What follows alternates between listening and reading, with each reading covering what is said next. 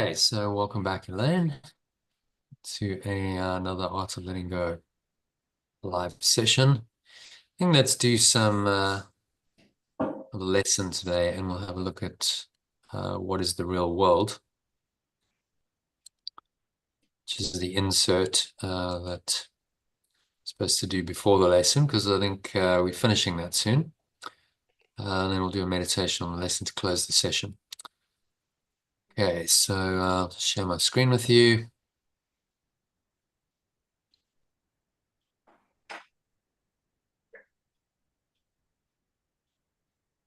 And, let's start off with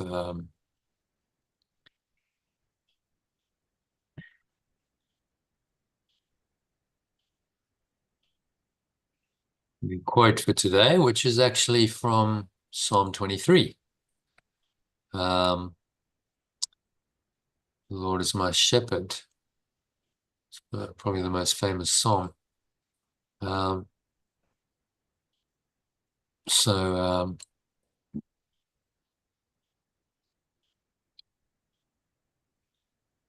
Just read that to start with. Read the original to start with.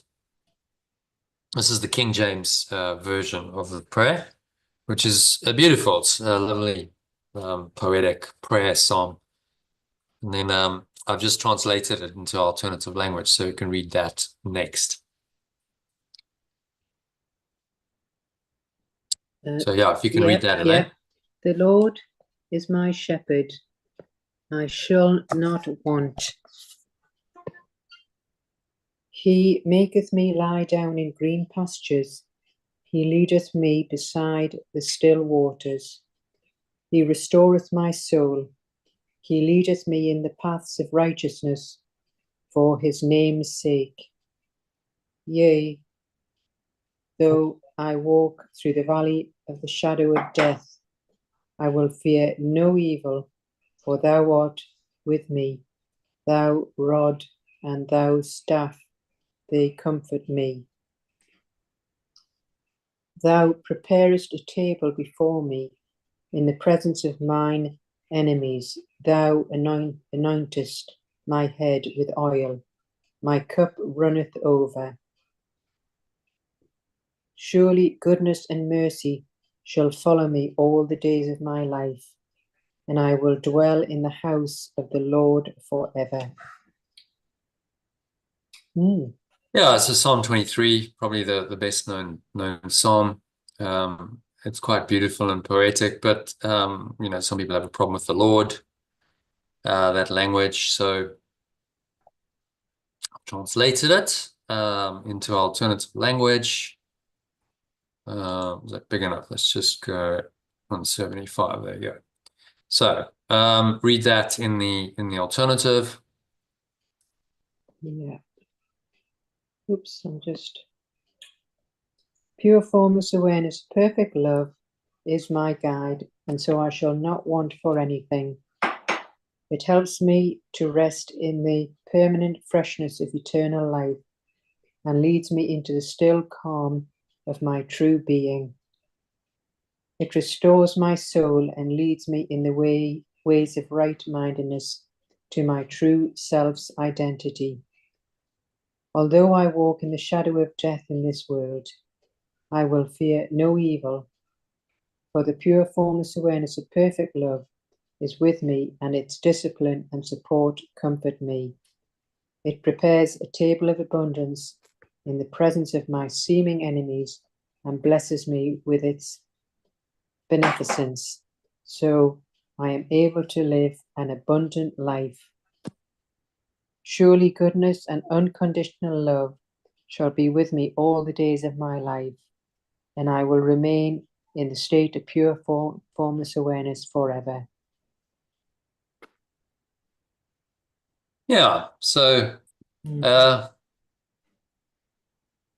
that resonate, the alternative? Yeah, yes, that's a bit better. A bit more, yeah, it's possibly not as poetic, because you know, the original has some poetry and quite beautiful, but the actual terminology makes more sense. More understandable, yeah. Understandable. You know, I live in Well, let's go through it. Pure formless awareness is my guide, so I shall not want for anything, right? So whatever my needs are will be provided by this awareness. Helps me rest in the permanent freshness of eternal life. The original was the green pastures leadeth me beside the still waters. Right? So those are symbols. The green pastures are fresh, something new. And still waters is the still calm of my true being. Restores my soul, leads me in the ways of right-mindedness to my true self's identity. Restoreth my soul, leadeth me in the paths of righteousness, right? Right-mindedness is what the Course would call it, for his name's sake. Well, name we translate as identity. So this is in my true self's identity. Although I walk in the shadow of death in this world, I will fear no evil, for the pure formless awareness of perfect love is with me, and its discipline and support comfort me. The original is, I'll fear no evil, for thou art through the valley of the shadow of death. I'll fear no evil, for thou art with me. Thy rod and thy staff, they comfort me. Right, so what is the rod and the staff? These are symbolic language, yeah? The rod is typically about discipline. So in the Zen tradition, they have like a stick or a rod, and if you're not sitting, you start slumping in your meditation, or you start falling asleep, the teacher will go and whack you on the back with the rod. It's that idea. So the discipline, right, to practice. Self-discipline is what that's about. And support. The staff is, what's the staff? It's a symbol of support. Okay, I need the support to comfort me. Prepares a table of abundance in the presence of my seeming enemies and blesses me with its beneficence. So I'm able to live an abundant, happy life. Well, that's pretty appropriate given what you explained. Your seeming enemies, someone is cursing you today and swearing at you, blesses me with its beneficence, even in the face of that. A table of abundance to live an abundant, happy life. That's what it's really about. Thou anointest my head with oil, my cup runneth over. Okay, so cup runneth over is again symbolic of abundance. Anointing with oil, in the old days, that was a sign of blessing. They would anoint things and so on with oil. Yeshua got oil shortly before his crucifixion, as a kind of a blessing, a symbol of this, sacred and the divine. So we've just made that explicit here. Blesses me with its beneficence, so I'm able to live an abundant, happy life. So even in the presence of my seeming enemies, it's still the grace is still there, is what this is saying. Yeah, because there's always a lesson in it, and it's designed actually for your highest good. Instead of, oh, why did this happen to me, and I'm a victim, and or you project your guilt onto the other person and say, well, she was the problem. You go, no, it's just a lesson, and it's all for my highest good of living this abundant, happy life. And it's just a lesson to help me to do that. And then finally, surely goodness and unconditional love shall be with me all the days of my life, and I'll remain in the state of pure formless awareness forever. The original was surely goodness and mercy. Okay, so we translate mercy as unconditional love shall follow me, shall be with me all the days of my life, and I will dwell in the house of the Lord forever. House of the Lord is the state of pure formless awareness forever. But the translation, because the words point you directly into the states that these terms point there, but indirectly, in my view.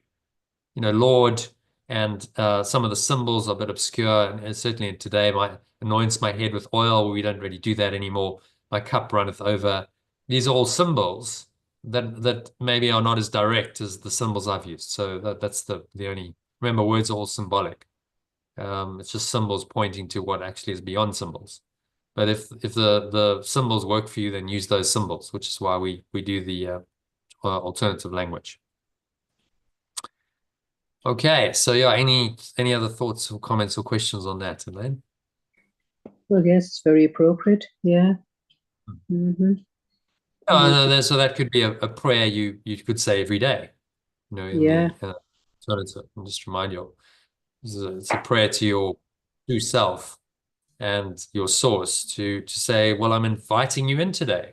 Come into my awareness and bless me with this abundant life, which translates as, well, I'm in the flow, I'm feeling happy, I'm feeling peaceful, I'm feeling contented, I'm not resisting life, I'm in the flow of life, and I have an abundant experience, irrespective of what I have materially. It's about the abundant life is about the quality of your moment by moment experience in life. That's what Yeshua really means, not your bank balance.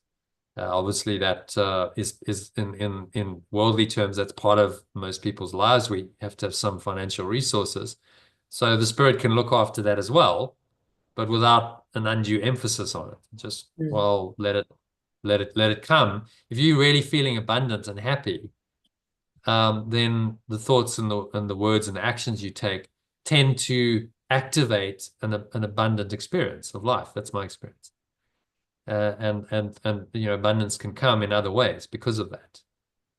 But if you act in a fearful and contracted way, then you cut yourself off from abundance. And just notice what your erstwhile lady who came on the workaway trade did. She cut herself off from the abundant, happy life. She could have had a really lovely experience. And given you a lovely experience, could have been really wonderful, and instead, it turned into really unpleasant and a conflict because she wasn't in the abundant mindset. Right? Abundance is not just about what's in it for me, right? Remember, the ego's program is YFM, WIFM, which is what's in it for me. Now, that's not abundance. That's selfishness.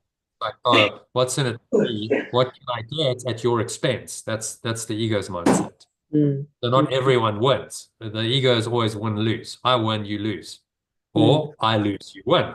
It can also play that game. That's the victim. Yes. He doesn't like win-win games because that's abundance. I win, we're both happy. Yes. Everyone's happy. Happiness and abundance and peace, and then the ego's out of business, isn't it? So it doesn't do win-win. It does win-lose. And I think you saw that. You experienced that quite clearly. When it could have been, it could have been low. It could have been lovely. Because I have hours of helping you and being genuinely helpful and caring, and it could have been, the start of a friendship and a lovely relationship, and you could have invited her back, and it could have led to something really, really good. Yeah, that would have been abundant life, but she wasn't in the mindset to allow that. Her mindset was, what's in it for me? What can I take? Not what can I give in the situation. But even like we're going to go to this lovely pine trees in the villa floor, but she just no. She just no. Didn't want to go. Well, no. Why not? You've come in to any Ireland. meal that we in any meal we invited her to. No. Experience it and enjoy it. I mean, just like doesn't make just was not in that abundant mind. No. Yeah.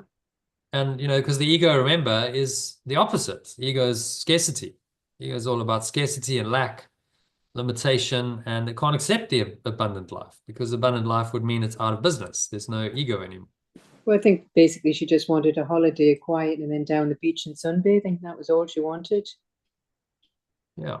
Yeah. But so again, it was what I want, not, hang on, I've actually come on a trade exchange. I also need to give something here. It's not just about me.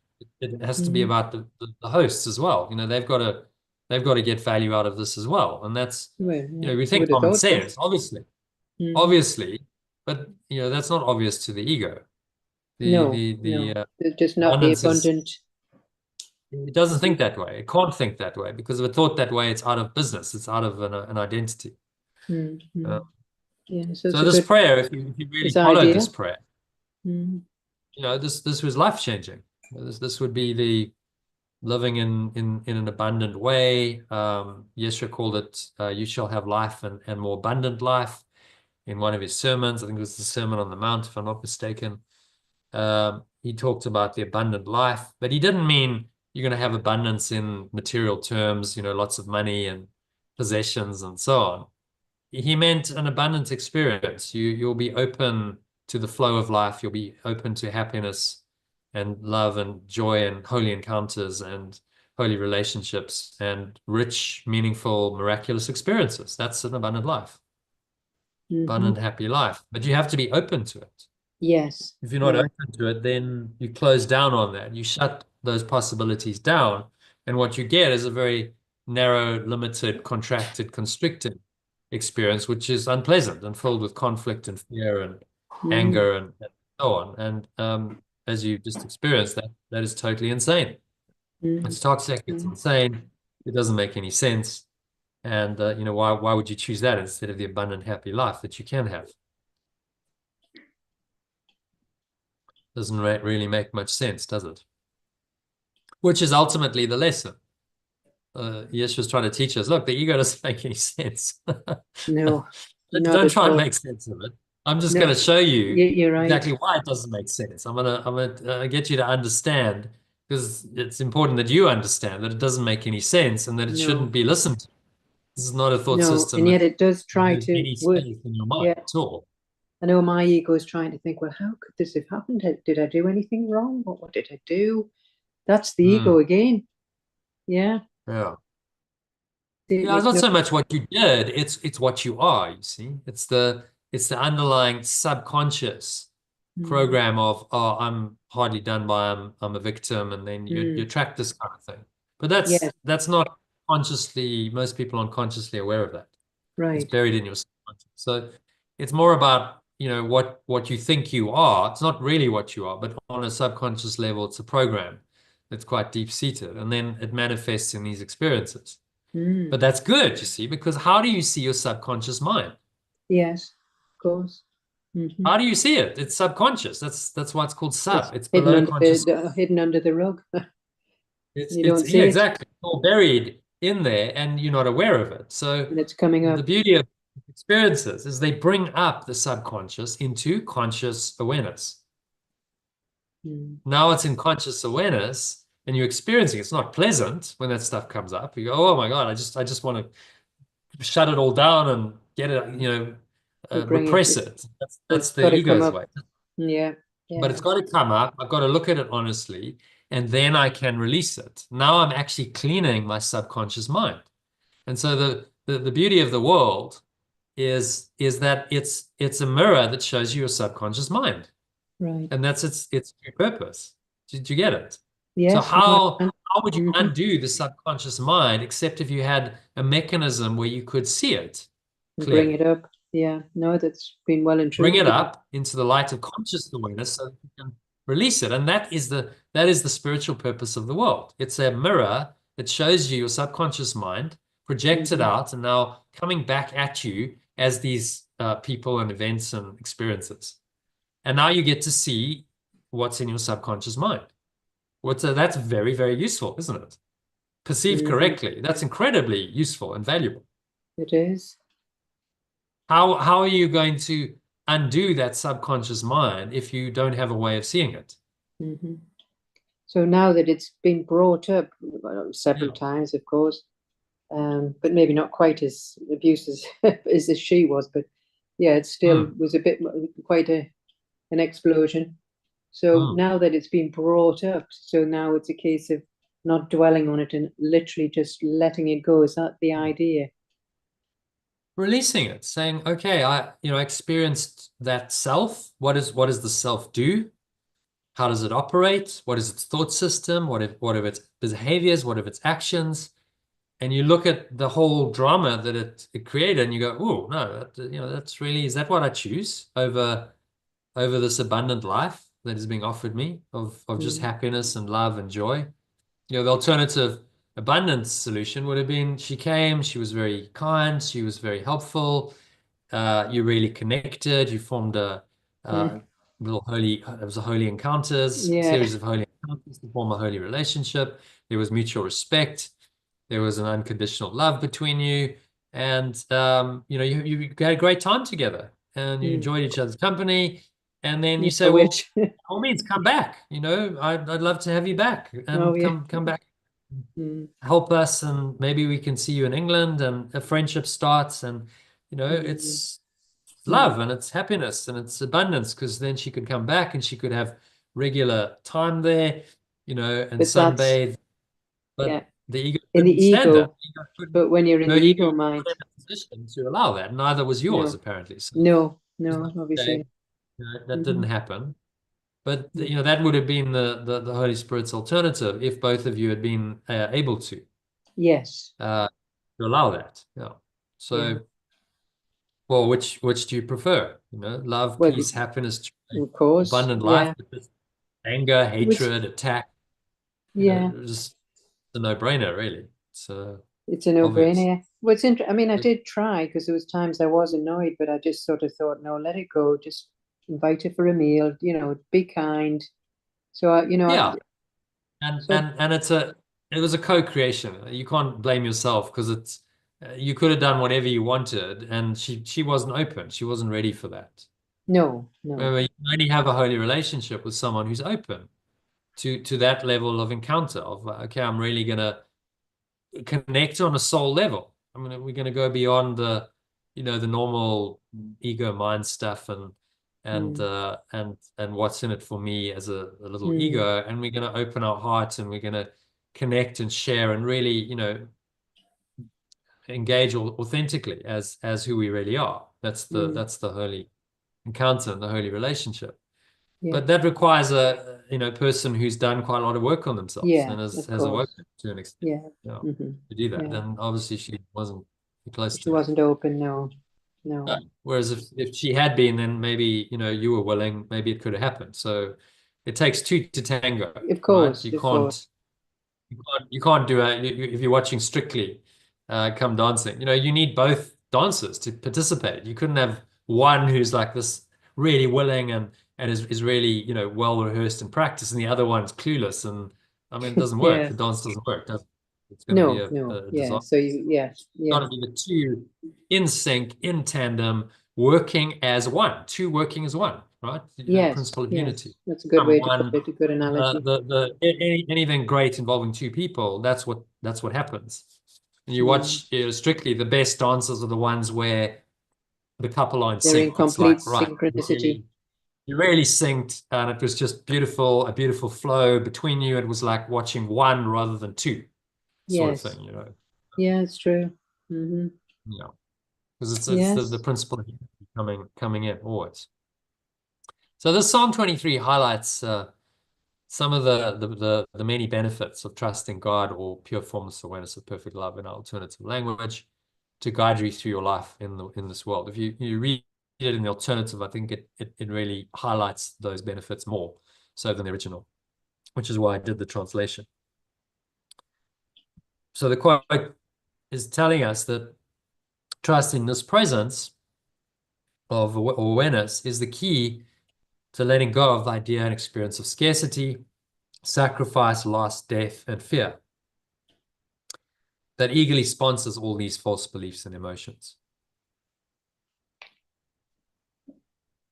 So the fear, of course, talks about love and fear. Fear is sort of the placeholder for the ego being all of this.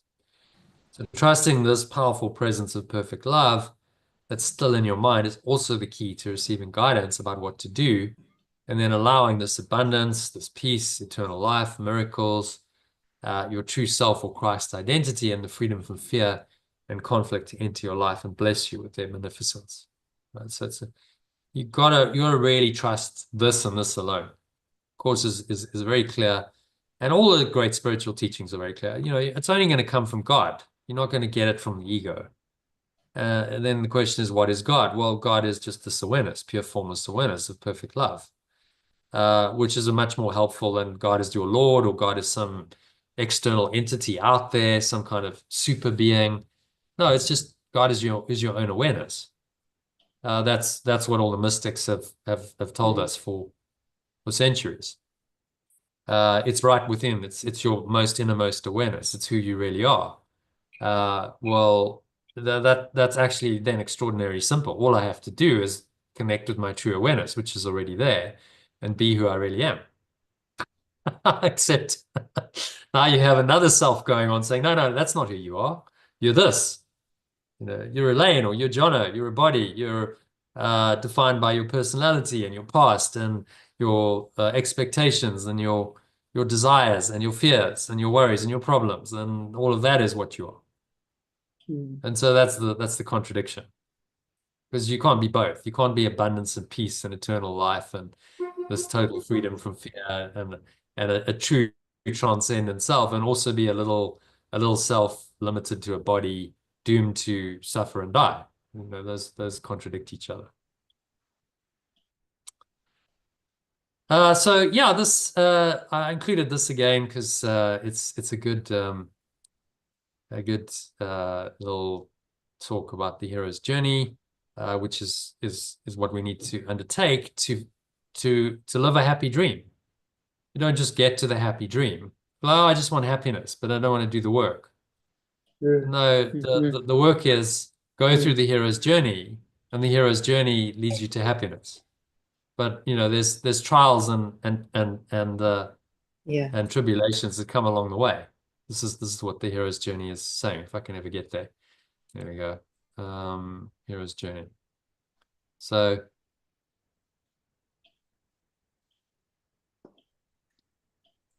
there's the expanded one.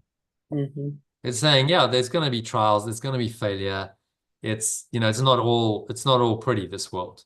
And that's a realistic view of it. I mean, it's in the archetypal hero's journey, because Joseph Campbell, who studied all of the different myths and legends and traditions, spiritual traditions, cultural traditions, stories, he said this is common, right? This is what happens in all of them, that there's this pattern of a hero who gets a call to adventure, often meets a mentor or a guide, has to make a choice to cross the threshold, to leave their normal known world, and then they go on an adventure. Sometimes they actually go somewhere physically. Very often in the myths, they journey somewhere. They actually go on a physical journey, and in the journey they encounter various trials, tribulations, tests, failure, but they get help, they get guidance. There's always, you know, helpers along the way. And through this, they grow and they get new skills. And then, you know, the ultimate collapse of the ego, the hero faces their demon, being the false self, and they collapse that and they awaken to who they really are, which is the revelation. They transform, they atone. And interesting, it uses the word atonement. This is not coarse language. This is the at one-ment, as we correctly say it, of the cause, becoming one with your higher self and who you really are.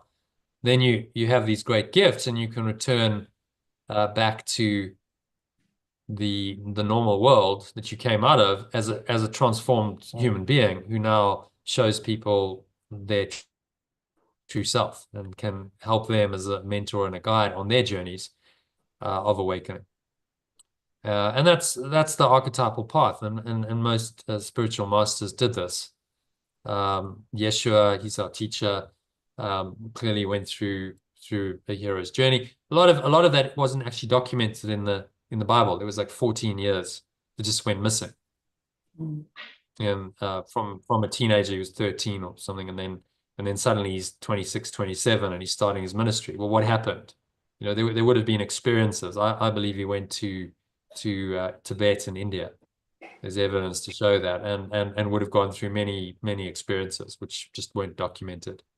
The missing years of Yeshua, and the Buddha went through 7 years of, well, he had to leave his cushy palace, the known world, where everything was taken care of, but he was bored and he realized he wasn't ever going to really do anything there. It was just going to be this pampered, sheltered life. And he wanted to get to the truth matter. So he left that and became a wandering student, and looking for the truth, and tried everything. He went to every teacher there was in northern India, tried every meditation technique. He fasted for years, I think, lived on 1 grain of rice a day until eventually, you know, he almost died of starvation. And then finally came to, you know, his awakening, where he realized that all that stressing and striving wasn't getting him anywhere. He just needed to let go, and what he was looking for was already there in his own mind. And and then he returned back to the same society, having been on that profound journey and brought that truth to people, which then became what we now know today as Buddhism, his teachings. And that those have helped and blessed, many, many people. So these heroes' journeys, do have a profound impact on the world if someone really walks the path and lives them out, as Yeshua and the Buddha both did. They had a profound impact on their societies and on human history. They both changed the world in profound ways. This particular video is actually the story of the filmmaker. This guy, Patrick Solomon, is Pat Tanaka, is the filmmaker, and he talks about his own hero's journey just to make the movie. He was a maker of commercials, and he had this idea that he wanted to make a movie about the hero's journey. And obviously there were some challenges and some obstacles. He had to overcome his own self-doubts and his own fears. He'd been through a midlife crisis, but eventually he made the movie, and he had to go through his own hero's journey to make the movie about the hero's journey. So fascinating little 11-minute talk, definitely worth listening to if you haven't. There's also a bonus article here. So this article goes into the hero's journey in a bit more depth, talks about these stages of the ordinary world, references various books and movies like the Wizard of Oz, The Hobbit, Star Wars, The Lion King, just so we have if we know those stories, we can go, oh, okay, I'll see what he means. And definitely worth the read. It's only five pages, I think. Referencing these, I don't know if you've seen some of these movies, but if you're familiar with them, then you know the characters, you know the stories. It illustrates what he's saying. Yeah, so that's just to get to more grips with the hero's journey, which is really a map of your own awakening. The benefit of this understanding these archetypes is that it can be a guide in your own journey, and you can go, oh, okay, so now I'm here. I'm at the stage of the death and the rebirth. Okay, the ordeal. Okay, well, it's pretty intense, but I understand what I'm going through at least. So I don't get freaked out. I just go, okay, this is the next step in the journey, and it's a journey that others have taken and they've got through to the other side. So that encourages me to get going. Whereas if you don't know this, you can go, oh, I'm losing the plot. I'm going insane because I've got no framework to understand my experience. That's the benefit of having an archetypal model like this. Okay, so yeah, any questions about the hero's journey, the process of it, No, that's how it very works? good. Yeah, no, it's quite clear. Yeah, no, Have you watched movies? These movies that I show you that I recommend, or any other movies? Just watch out for this, because the Yes. great movies all have the hero's journey embedded in them. You think of all these the great epic movies that it's talking about here. The Wizard of Oz, hero's journey. The Hobbit, hero's journey. Star Wars, hero's journey. Cinderella, hero's journey. All based on the hero's journey. Because that's what people resonate with. The filmmakers have realized, well, this is a formula that works because people resonate with these characters who are on their hero's journey, because everyone is on their own hero's journey and everyone has this call in them to awaken. We resonate with the characters who have integrity, and they struggle on through the difficulties, and eventually they triumph through integrity to the light. Everyone resonates with that. We like watching those stories because they remind us of our true self and of our own journeys. And that's why people watch these movies. They're fantasy. I mean, Lord of the Rings, Hobbit, these are fantasy worlds. But so why do we watch them? None of it's real. We watch them because they take us on an emotional journey ourselves. And they connect us with a deeper part of ourselves that we value that experience. It can connect us with our true self. And so we'll watch the movie sometimes many times. I've watched the movie The Matrix 20 times, 25 times. I don't know. It never fails to inspire me. It's like, well, every time I watch it, I know the story, but watching it activates yeah, activates the my true self, and it brings me into that awareness, and it gives me inspiration and courage and fortitude to carry on definitely. the journey. Hmm. So it's That's it's good. it's it's spiritual practice. Hmm. So some of these movies, classic movies, you can watch repeatedly because it's like therapy. It's like a Mm, reminder of who you are. yeah. And obviously, in the Matrix, we study it every year. So, Mm, well, there we go again. I watch it again. Just it is in my view that is the greatest movie ever made. hmm. Because of what it's saying. It had just a Mm, profound commentary on life, the hero's journey, and then also has this commentary on our society, which is potentially transformational. If you go with what the Matrix is saying, you would awaken. You'd awaken to the truth of who you are as the one, as Neo. The movie is saying, you, the viewer, you, Neo, you're the one. Are you ready to accept it? That's the question. Just like Neo. Neo was like, why is this happening to me? Who am I? You're the one. You're the one who's meant to save the world. Will you accept that? Is the question. And he said, oh, no, that's not for me. Other people do world changing, world saving stuff. But in all these movies, it was the ordinary people. No, the little hobbit is the one who saves the world in Lord of the Rings. The in the Matrix, it's just an ordinary guy. He's a computer programmer. He's working in a job. Nothing special, but he's the one. Dorothy in Wizard of Oz, she's just an ordinary girl, but she's got to go and save the world. So it goes. So the message is there. It's the ordinary person who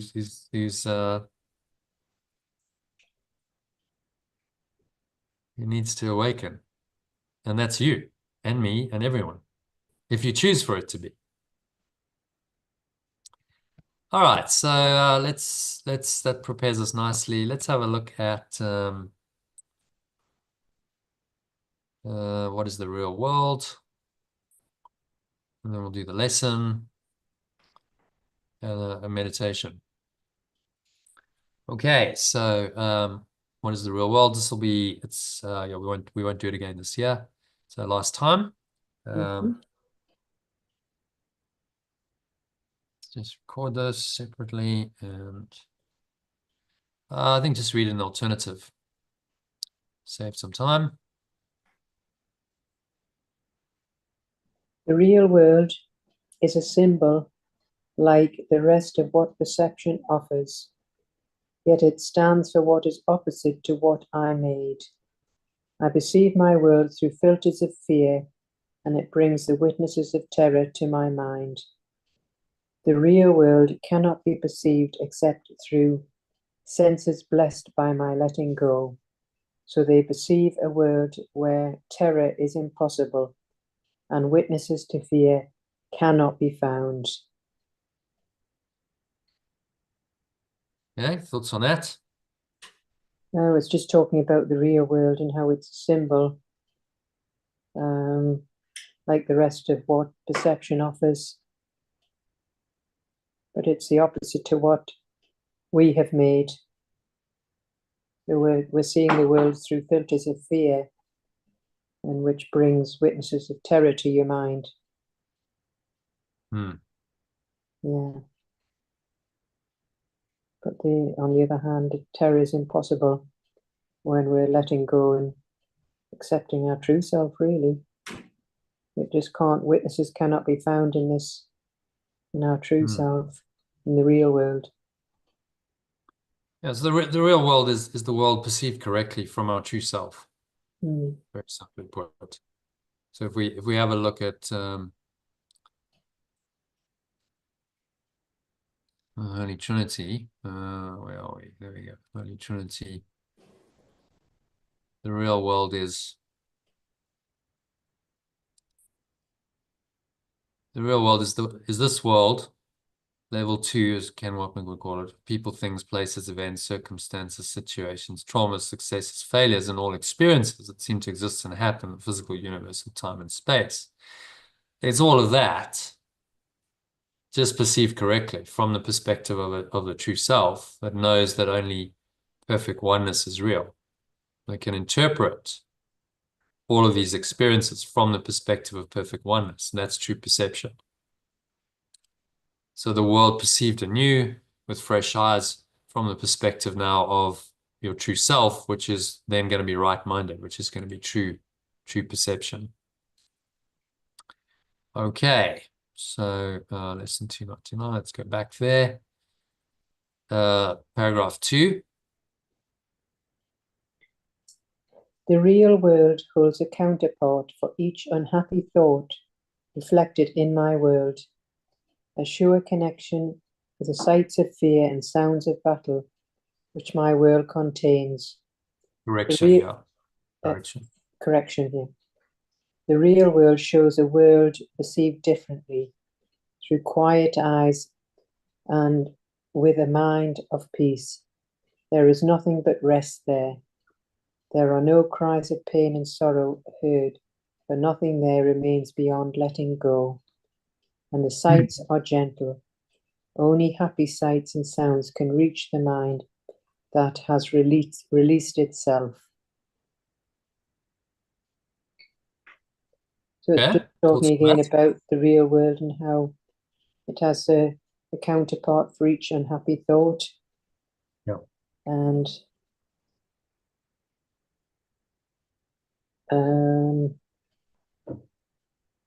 it's just very different. It's seen through quiet eyes and a mind at peace.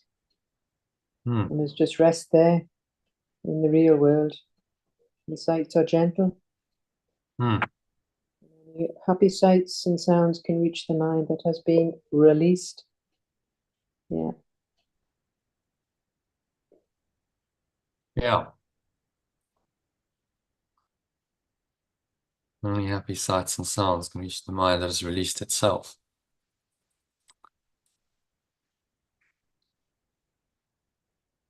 So we see correctly, we see love and peace and joy because that's the mind that's forgiven itself, that's released and overlooks all of the. Doesn't mean those other sights aren't there. They still happen in the world, as you say. Like, okay, people still behave this way, and all this stuff goes on, but it doesn't affect you because you're just overlooking. That's just, it doesn't mean anything. The ego's entire thought system is meaningless, and so I'm not going to let that affect my state of mind.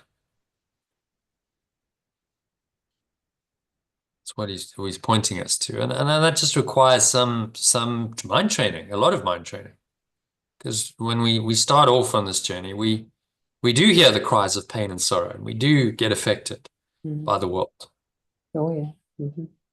That's the delusion. We think we are really here. We think these sights and sounds and everything that happens here is real because the mind has told itself that it's real, and now we've got ourselves enslaved into a body that has sense perceptions of a seemingly external world. Tell us it's all real. What a mind trick. I mean, it's a mind job of note, isn't it? Wow. If you were going to believe that you're a separate self and you wanted to, completely deny the truth of who you really are, what would you do? You'd do this, wouldn't you? You'd invent a body. You'd put yourself in a body as apparently now a separate. The body confirms that, and now you're a separate self operating in an external world that's seemingly separate from you, and where you can now be hurt and attacked and ultimately die, and it's quite fearful, and so now you've got to protect yourself, which means that you've got to perpetuate the illusion of being a separate self who's quite vulnerable and weak and afraid, and you'd lose yourself in this way, wouldn't you? That's exactly what you'd do if you wanted to be a separate self. And that's exactly what we have done. We have.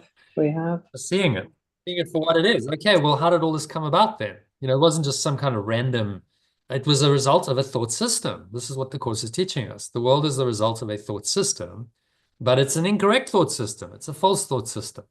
Right? Let's go back to here. First principles again of this diagram. descent into hell, it's the product of an idea of separation. And that idea of separation from pure formless awareness of perfect love is simply not true. So one tiny mad idea kicks it all off. We now go down the ladder. We end up being a victim living in a body in a world that's apparently very cruel and unkind to us, and there's limitation and lack, and we feel lonely and afraid, and we suffer, and inevitably we're going to die. And we've made all that up because we believed in the tiny mad idea that's false, that yes, you could actually be separate from your source. And then we invent a world that perpetuates that falsity, and it's an illusory world. It's a world designed only to perpetuate the illusion of a separate self, and that the illusion of separation is true. And we just got ourselves totally lost in that. But we're not totally lost because there's still an awareness of the truth. That even in the depths of the dream, in the darkest night of the soul, as a victim, and you suffering and you dying and you hating it and you can't stand your life and you just want out of here, there's an awareness that can come in, which is the Holy Spirit, that reminds you of this perfect love, that says, hang on, none of this is really true.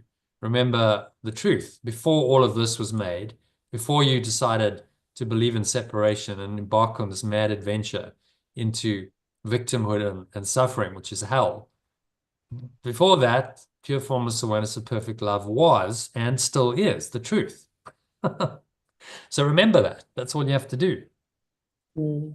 And that memory is the Holy Spirit, and that brings you back into the experience of this awareness. Pure formless awareness of perfect love becomes once again your whole experience. And that's the awakening. That's the merging of the separated sun, the mind that thinks it's separate, in its dream, with its true awareness, and the merging back into that separate mind of the splintered awarenesses that think they're separate.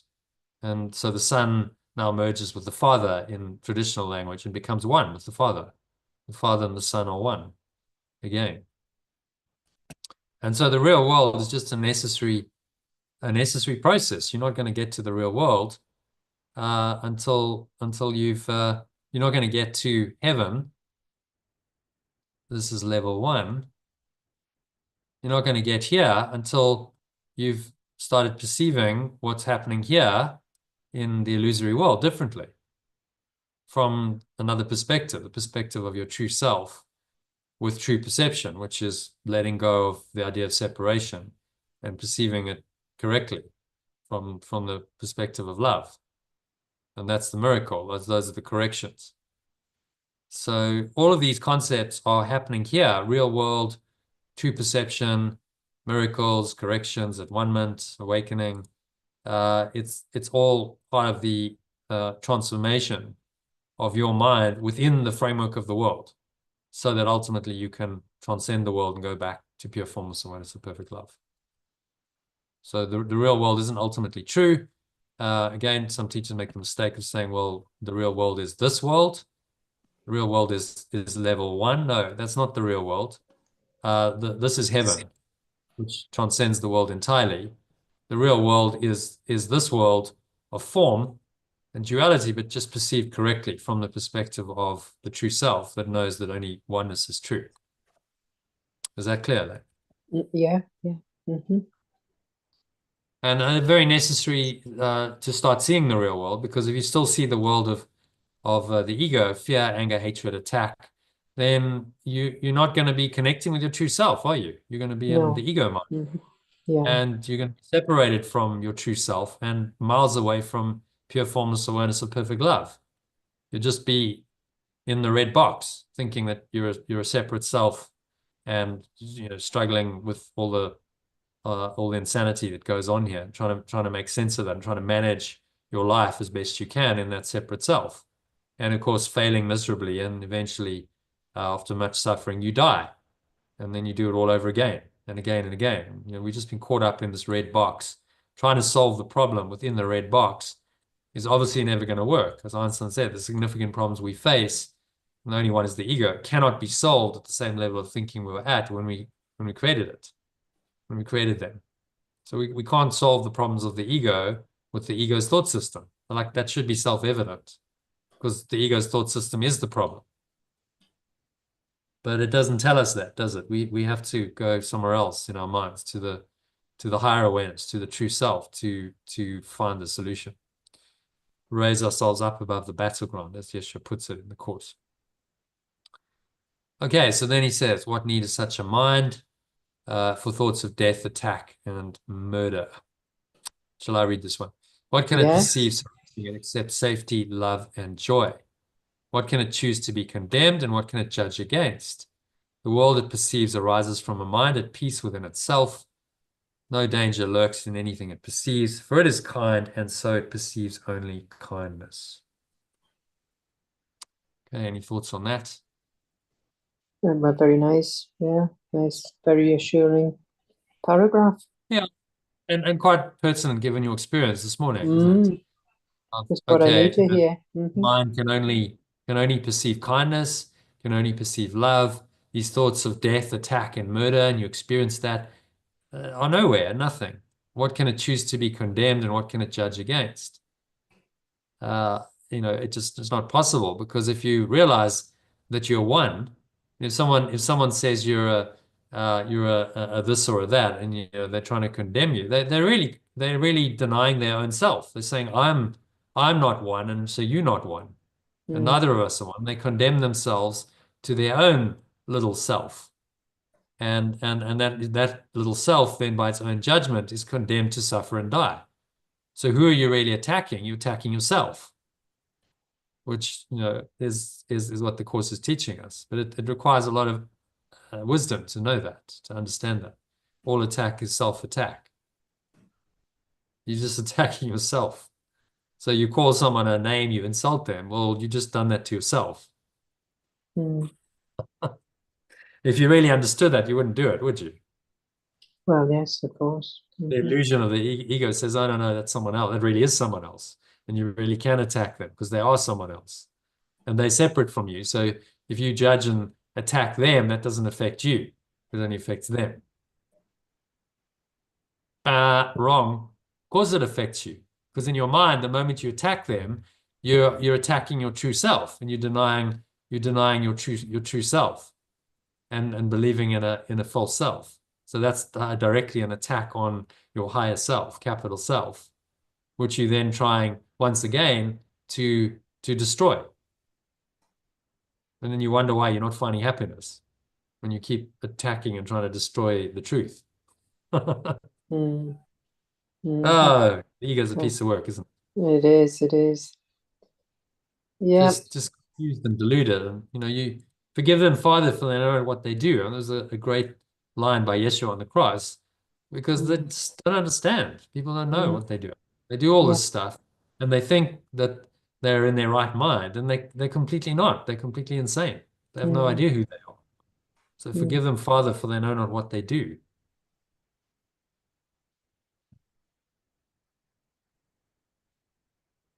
Amazing statement of forgiveness there. Just okay. I can't judge and condemn them because they don't know what they're doing. They're just insane.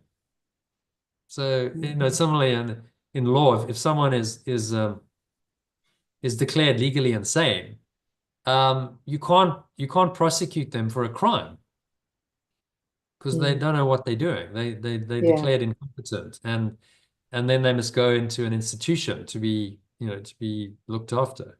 Well, what's that expression? The diminished responsibility, something Yeah, like. because they're insane, and they have no ability now to control their thoughts and their actions. Well, anyone in the ego is actually insane, so they think they're in control, and there might be this illusion of, oh, there's actually something real there going on, but actually they have no idea who they are. And so obviously they misperceive. Everything's misperceived because you don't even know who you are.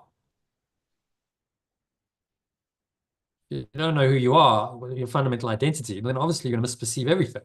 No, and perception then governs your words and your actions. So then you're gonna say the wrong things and you do the wrong things because you misperceived, and then the whole thing's a mess. It's dysfunctional, as you just seen. Yeah. But the real world offers an alternative to this. So you want to read the next one? Real world's a Yeah. symbol.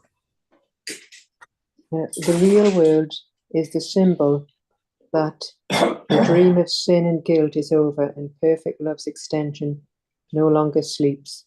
Its waking eyes perceive the sure reflection of its source's love and the certain promise that it is freed.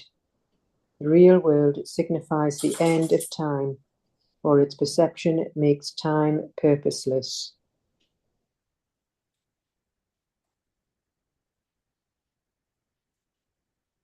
Yeah, that's the real world is when the dream of sin and guilt is over and the perfect love is no longer sleeping.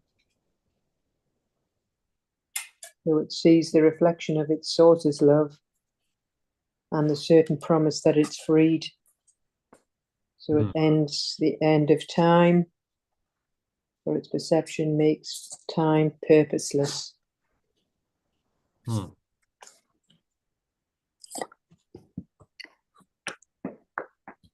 Then you realize, well, there's no point in time anymore. This whole thing's just a crazy dream.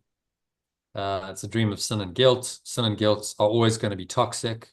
You see, you can't fix it. This is what Yeshua's saying. It's a very important realization. You can't make a dream of sin and guilt and fear an attack. Yeah. You can try as you might. You can try as many magic solutions to try and fix it as you like. It's never going to work because fundamentally, from the outset, it is false. And the false is false, and the false will create all this illusion and dysfunction and pain and suffering. And you can't fix it. The only way out of it is to let it all go. Say none of this exists. And that's the non-dual teaching. There's many spiritual paths that try and teach some kind of redemption in the world. And they say, well, you can make this world better. You can make this a heaven on earth. We can fix up the world. We can make it amazing. We can make it into a place that we all want to be. You've heard those teachings. Has it ever happened in human history? Ever? The world is very old now. It's well, 15 billion years is the universe, and the world is something like 4 billion, 5 billion years old, this planet. So in 5 billion years, has it happened? Nope. No. So why do we think that it will happen sometime in the future then? If True. it still hasn't happened. Very true. We've had an enormous length of time. Why are we still in the delusion that somehow one day it's all going to magically come right and everyone's going to be happy and we'll have this utopian society and there'll be no pain and suffering and no death? Well, I'm like, come on, are we deluded? People die all the time. People are dying moment by moment. Right now, someone just died and another one died a few seconds later. People are just dropping like flies all the time. Yeah. And animals are dying and plants are dying. Everything's dying. And then new life comes in. This is a constant flux and cycle of life and death. And that's been going on for billions of years. So why do we think anything's really going to change? Yeshua is asking us to look at the whole system honestly, brutally honestly, and say, is this a system that makes sense? Is this a system that's ever going to work? Is this a system, most importantly, that you want? Do you choose this over pure formless awareness of perfect love? That's the question. We all have to answer for ourselves. And if you bring it into that kind of clear light of true awareness, then who in their right mind would choose this over that? And that's really what the Course is trying to do, just bring us into that clarity of perception, of perceiving the world correctly. That's the real world. Saying, no, I could never choose this world over pure perfect love. So it can be here for a while. I can be as happy as possible. I can have a happy dream while I awaken, because the world's not just going to disappear as long as I seem to be here. But no, I don't choose this, and my choice is heaven, and my goal is to transcend this place as quickly as possible and get out of here. And that's the purpose of my life. That's salvation. That's your one function here. And you attain that through forgiveness or letting go of your dream. When you're letting go of the dream, you let go of your false self. That is the real world. When you're doing that process, you live in the real world. So it's just another way of expressing this process of forgiveness, which is your only function. Saying, okay, the real world is the outcome of your forgiveness in your perception. When you forgive or you let go, you perceive the real world, which signifies the end of time, for its perception makes time purposeless. So we realize actually none of this really means anything. It's all rubbish. It's all false. It collapses. There's no point to it. And I just go back to this eternal awareness. Looked at here, I go from level 2 via the mechanism of the Holy Spirit, which is the ability to perceive correctly and my true self. And when I really identify with that and only that, then I'm ready just to slip away and merge back into pure formless awareness of perfect love. And then I become one again with that awareness, and the world just disappears. So the real world, as he says, signifies the end of time, for its perception makes time purposeless. You realize there's really no point to maintaining a world like this. It's the only point is to let it go and transcend it. Okay, number 5. Yeah. The remembrance of perfect love has no need. I'll read this as a bit Yeah, translated. So I'll read yeah. you read the alternative. Mm-hmm. The Holy Spirit has no need of time when it has served his purpose. The remembrance of perfect love has no need of time when it has served its purpose. Now he waits but that one instant more for God to take his final step, and time has disappeared, taking perception with it as it goes, and leaving but the truth to be itself. Now it waits just one moment more for pure formless awareness of perfect love to take its final step, and then time will disappear, taking perception with it as it goes, and leaving only the truth to be itself. That instant is our goal, for it contains the memory of God. That moment is my goal, and for it contains the memory of perfect love. And as we look upon a world forgiven, it is he who calls to us and comes to take us home, reminding us of our identity, which our forgiveness has restored to us. And as I perceive a world released, it is this presence that calls to me and comes to take me home, reminding me of my identity, which my letting go has restored to me. And from the top, the remembrance of perfect love has no need for time when it has served its purpose. Now it waits just one moment more for pure formless awareness of perfect love to take its final step, and then time will disappear, taking perception with it as it goes, and leaving only the truth to be itself.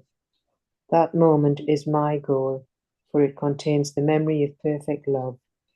And as I perceive a world released, it is this presence that calls to me and comes to take me home, reminding me of my identity, which my letting go has restored to me.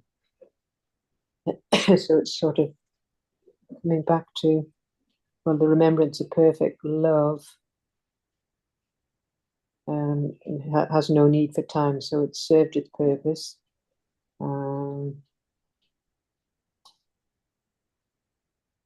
It's basically saying that once we've let go, we're back home, back in the presence, and that love takes its final step, and then that's when time will disappear. So it just leaves the truth to be itself. So that moment is our goal, and it contains the memory of perfect love. So we perceive a world released. And that's when we're back home in the comfort and safety where we belong. Yeah.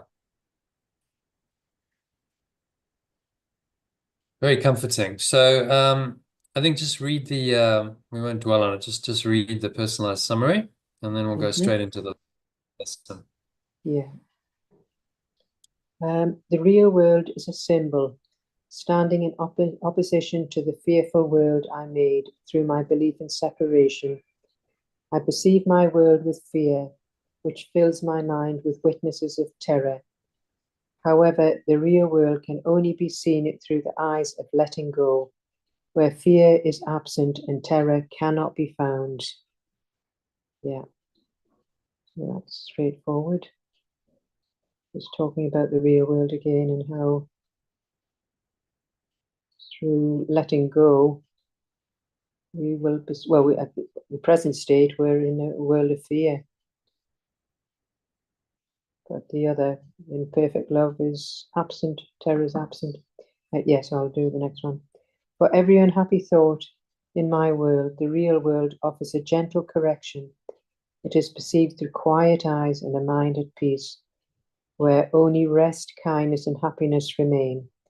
In this world, there are no cries of sorrow or pain, for I have let go of these illusions. Only happy sights and sounds can reach the mind that has freed itself from fear, leaving only an experience of safety, love, and joy. Yeah, that's just saying it. There's a, for every unhappy thought, there is a counterpart where the real world offers the gentle correction. So it just leaves safety, love, and joy. I'll go on to the next. A mind at peace has no need for thoughts of death, attack, or murder. It perceives only kindness and feels no danger, for its inner peace is reflected in the world it perceives. The real world is the symbol that the dream of sin and guilt has ended and my true self has awakened.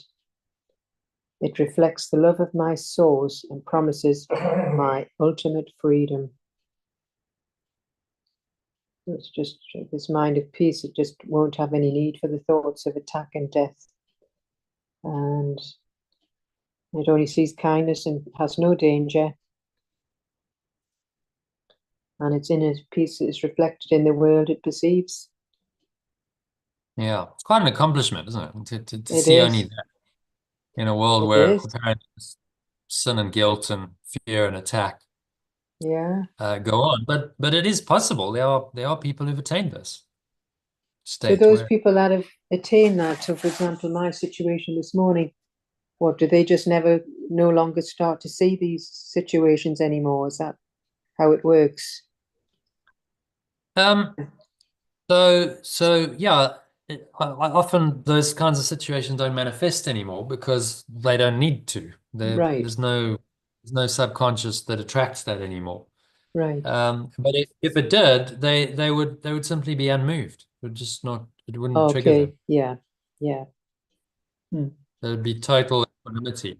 Just like, well, Oh now I'll yes. give you an example of how the Buddha and the Buddha, after he'd awakened, he's sitting wherever he is, giving his teachings, and some old man comes, and the old man is deliberately come to rile him, right? He's like, right, Mm, I'm gonna try and get under this guy's skin.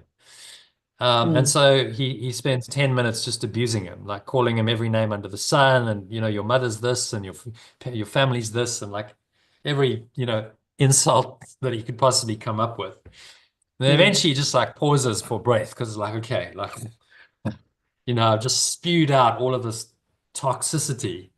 mm, And so the Buddha in the pause just says, so old man, can I ask you a question? Old man says, okay.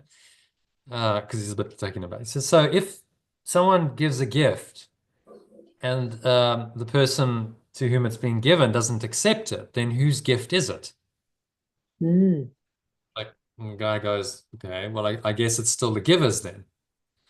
And he says, precisely. mm. So I don't accept your gift of abuse. It is yours. You may keep it. Oh, very What a good. beautiful answer. I think I have, yes, I've heard that before, but a good reminder, What a yes. beautiful answer. I don't accept it. It's still yours. So you keep it. Mm, very good. Ah. I mean, I don't so unmoved, right? He's not getting riled up.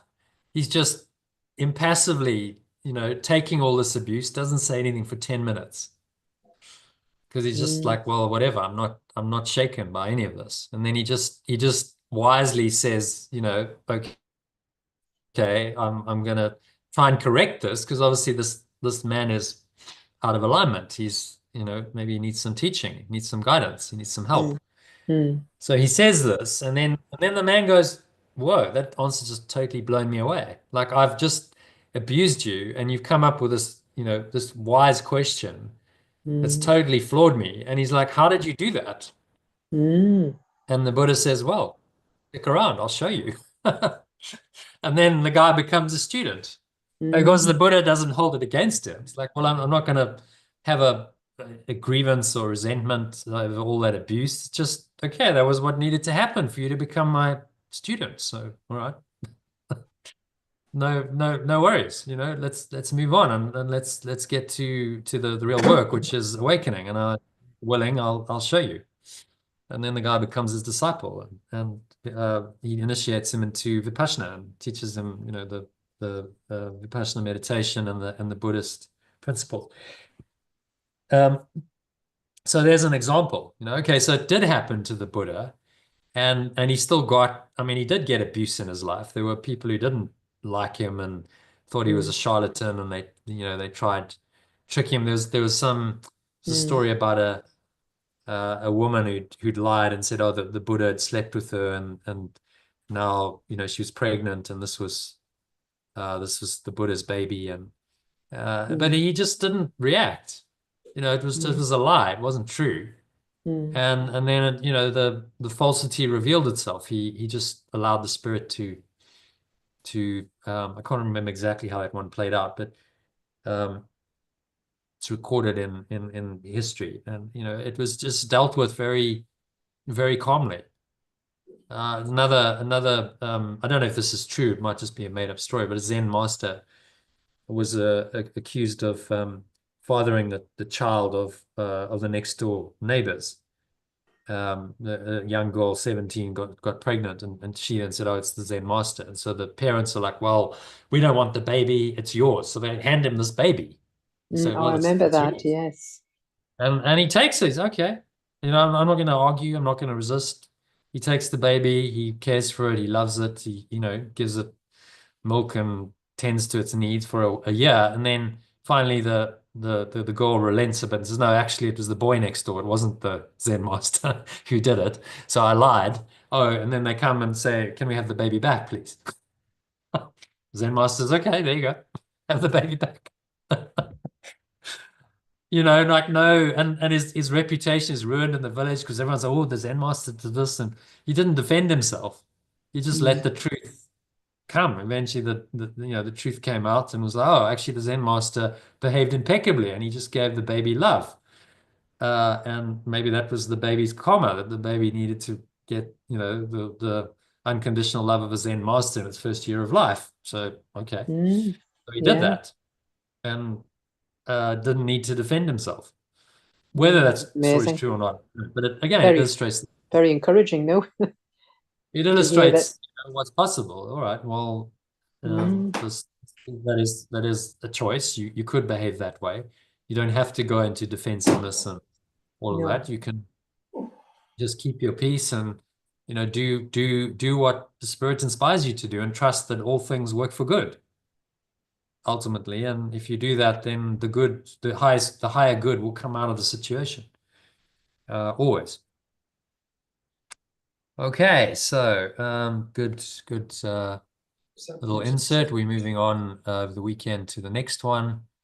Um, so that's the last we're going to see of that this year and for the year's program. All right, so let's have a look at the Hmm. lesson quickly. Um, so Oops. You all right, Dave? into lesson 299. We're nearly at a triple century of Hmm. lessons. So eternal holiness abides in me is the original. The alternative, you can read that. Eternal, pure, formless awareness is in me. So we translate holiness as pure formless awareness. Again, because holiness, what does that mean? I think that's, again, one of those terms that people don't really understand. I'm very holy. Most people are like, well, what does that, what does holy mean? Most people think of holier than thou, a kind of pious, slightly superior type of religious person, you know? Holy, I'm very holy. But actually not really. It doesn't actually have a particularly good connotation in our society, because it has the connotations of, oh, you holier than thou. Actually, it means you're connected to this awareness. This awareness, pure formless awareness, we call it, is in you. This awareness is with you. It's in you. It's guiding your thoughts, your words, your actions. And if you allow this awareness in, then you are a holy person. But you don't necessarily need to say you're a holy person. No one's going to go, oh, I'm very holy. It sounds in modern language that would be weird, wouldn't it? It would. It would. People would go, what? Yeah, you would think you'd gone mad, yes. Or you just, it's totally arrogant. It's like, well, who are you to say you're Yes. holy, you're being holier than thou? So the word is, it's quite an old-fashioned word. And you won't see it used very much. I haven't seen it used outside the context of the Course or a traditional Christian language. It's not something you'll see on the nightly news. Oh, this two people had a very holy encounter. This is not a word in common No, usage. no. It's a We shame, we but changed, yes. we changed the language. Yeah, we changed the language and just call it pure formless. All right, so I'll read the original, you read the alternative, sentence by sentence. My holiness is far beyond my own ability to understand or know. My pure formless awareness is far beyond my ability to understand or know. Yeah, my own. So this is saying, I don't really have a clue, basically. I don't know what this awareness is yet. Yet, God, my Father, who created it, acknowledges my holiness as his. Yet pure formless awareness of perfect love, my source which extends it, acknowledges my pure formless awareness as it is. As its. As its, sorry, yes. So it's the same awareness, really. It's just and that's the simplicity of this. It's one awareness. The source has this awareness. You have this awareness. When you accept this awareness is yours, then you merge with your source and you become one with the Father. And the mystical merging of the Father and the Son is accomplished. And actually, it's really straightforward because it's just your own awareness. That's why the Zen masters say, the Zen teaching, they say enlightenment is a joke, because it's ridiculous. It's your own awareness. There's nothing really fantastic or exceptional about that. It's just who you are. Just becoming aware of that again. That's it. Should be really straightforward, shouldn't it? Really simple. But the problem is you've got a false self. You've got another identity going on that contradicts that. So now you have an inner conflict and you've got to sort that out before you can become aware of this true awareness. You've got to let go of the false awareness that blocks it. So our will together understands it. Yeah. Together, our awareness understands it. And our will together knows that it is so. And together, our awareness knows that it is true. Yeah, this is true. So from the top, in the alternative. Yeah. My pure formless awareness is far beyond my ability to understand or know. Yet pure formless awareness of perfect love, my source which extends it, acknowledges my pure formless awareness as its. Together, our awareness understands it, and together, our awareness knows that this is true. Just add it in as its own then, because it just kind of just doesn't quite work on its own. No. So just add in as its own. Yeah, so what's he saying there? I mean, it's actually really common sense, straightforward, rocket science, what he's saying is it's just It's the same awareness. Well, this pure formless awareness just does not understand this, who we think we are. And it's our source, which we extended, and awareness understands it, and together awareness knows that this is true. It's just the opposite to what we think we are. Far beyond my own ability to understand or know. So on my own, got no chance, right? Because on my own is my ego. Doesn't understand holiness, doesn't understand love, doesn't understand pure, doesn't understand anything, to be honest. Understands nothing. It's completely clueless. It thinks it understands a lot, but actually it understands nothing. So there's the humility of, okay, I understand nothing. I don't really understand anything. But fortunately, there's an awareness that does in me, and that's your true self, and that's the Holy Spirit, or remembrance of perfect love that does understand. And if you allow that to bring you its understanding, then it will come because you've invited it. All right, so happy to go on to number 2, which is just a short prayer. So, Father, my holiness is not of me. My source, my pure formless awareness is not of me. It is not mine to be destroyed by sin. It is not my destiny to be destroyed by sin. Let's change that to does not come from me. Source, my pure formless awareness does not come from me. It is not from, let's just clarify that, from me being my little self. So my source, my pure formless awareness does not come from my little self. I think that clarifies, Father, my holiness is not of me. Yeah, it makes it a bit more explicit. It's not my destiny to be destroyed by sin. It is not mine to suffer from attack. It is not my destiny to suffer from attack. Illusions can obscure it, but cannot put out its radiance nor dim its light. Illusions can obscure it, but cannot put out its radiance, nor dim its pure awareness.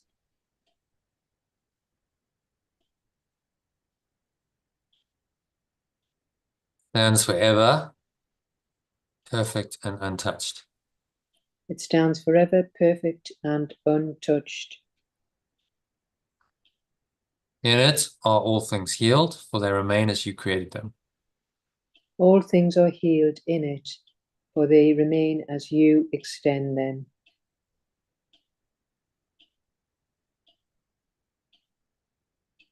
And I can know my holiness. And I can know my pure formless awareness. For holiness itself created me. And I can know my source because it is your will that you be known. For the pure formless awareness itself extends me, and I can know my source because it is your intention that you be known. And from the top, my source, my pure formless awareness does not come from my little self. It is not my identity to be destroyed by sin. It is not my destiny to suffer from attack. Illusions can obscure it, but cannot put out its radiance, nor dim its pure awareness. It stands forever perfect and untouched. All things are healed in it, for they remain as you extend them. And I can know my pure formless awareness, for pure formless awareness itself extends me, and I can know my source, because it is your intention that you be known. It's just saying the source and so forth. Pure formless awareness can't come from this little self. Hmm. And nor can we be destroyed by sin. It's not our destiny to suffer from attack. Just these illusions are obscuring it. It can't be put out. Yeah. The blocks to the awareness of love's presence. It's a veil of illusion that covers over the. When I had that sort of mystic experience, went into this awareness for a bit and came out of it. But very obvious to me that the entire world was just a cover over that awareness. That's it. Mm. And all of the thoughts and emotions cover that awareness that are triggered by the external world, all part of the illusion. So the illusion of an external world then provides the trigger for these thoughts and emotions to arise, which cover over the awareness. And the more you cover over that awareness, the more you project that out, and the world gives you much of the same.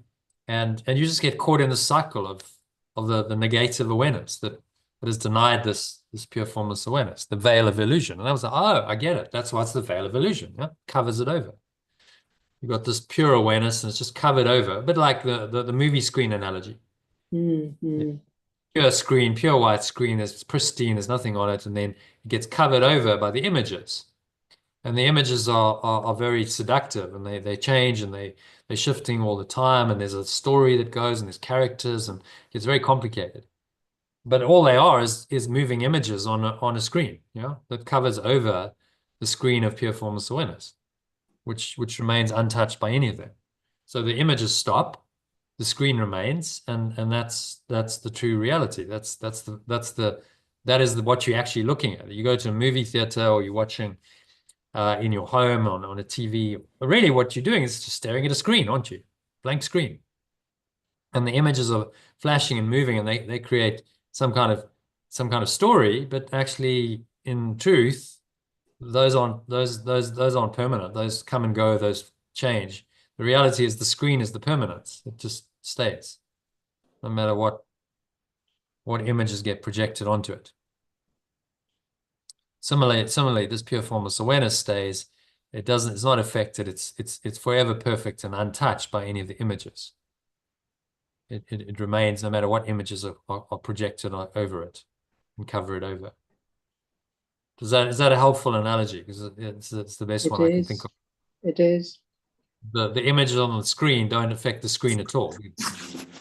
Yeah, no, that's very straightforward. And the screen remains after when the images stop, the screen remains. And then another movie shows in the same theater, and another story, and another one, and another one. But it doesn't matter because the screen remains.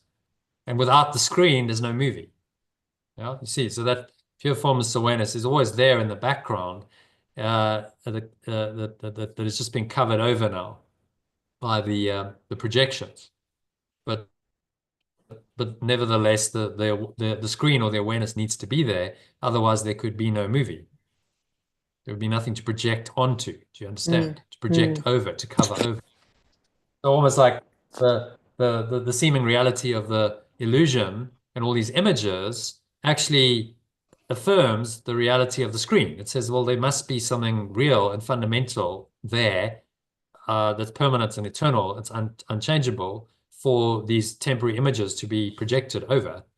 Otherwise, what would be the base and the foundation of it all? See, there needs to be a base for it to be projected onto or over. So correctly perceived, that actually affirms the reality of the awareness of the screen. And our job is really to see the screen and not the images.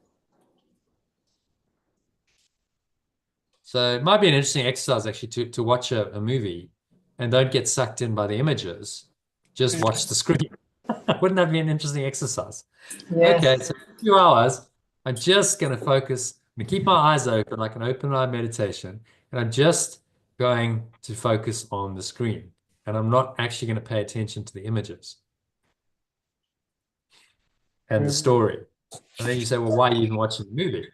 Well, you're doing it as a mind training exercise to let go of your mind's attachment to the story, aren't you? It's like, okay, well, the story doesn't mean anything. Actually, what I'm really looking at, in truth, is the screen.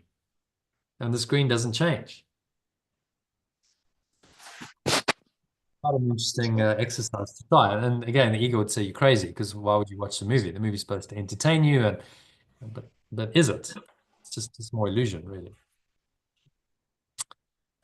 Okay, so any other thoughts on this one? Another good lesson, another Yeah, pointer very to the good. Yeah, thank you very much yet again. yeah, it's Yeah. 4 o'clock.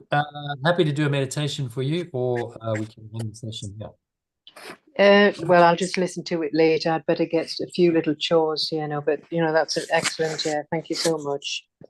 Very helpful. All right, then. Only a pleasure. Hope that just helps you reset and do the 10-step process. I will do. Just Yeah, give yourself some time to do a bit more meditation and maybe some walking and yeah, yoga, swimming, that kind of stuff. It all yeah. helps just To reset. Yeah, to exactly. let go of the overload of stress chemicals, and I'm sure you'll be fine by Monday. Yeah. And I'll see you Monday. Yeah, See you Monday. Have a lovely Monday weekend. afternoon. Monday afternoon. Yeah. No, that's good. Okay. See you then. Have a nice weekend. Hmm. Namaste. All Bye. right, Elaine. Bye. Stay. Bye.